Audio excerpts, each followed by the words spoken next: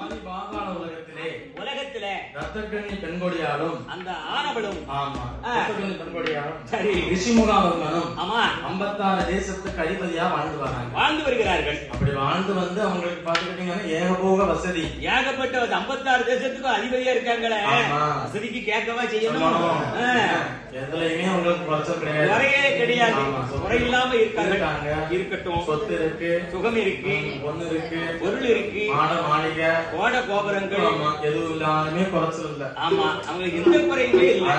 என்ன அவங்களுக்கு பிறகு அந்த நாட்டை ஆளணும்னா ஆமா யாரும் இல்ல, அவங்களுக்கு அடுத்த வாரிசு இல்ல. அப்ப என்னதான் பண வசதிகள் இருந்தாலும் என்ன செய்ய, இருந்து என்ன செய்ய, பின்னாடி நம்மளுடைய செல்வாக்கை நம்ம பேரை சொல்லணும்னு நமக்கு ஒரு பிள்ளை இருக்கணும். இருந்தா தானே சொல்லுவாங்க. வாசல்ல வந்து நின்னோம் அப்படின்னா அம்மா அம்மா அப்பான்னு வந்து பிள்ளை காலை கட்டினாலும் அந்த வீட்டுக்கு போகணும், என்ன வந்து கட்டி பிடிக்கணும்.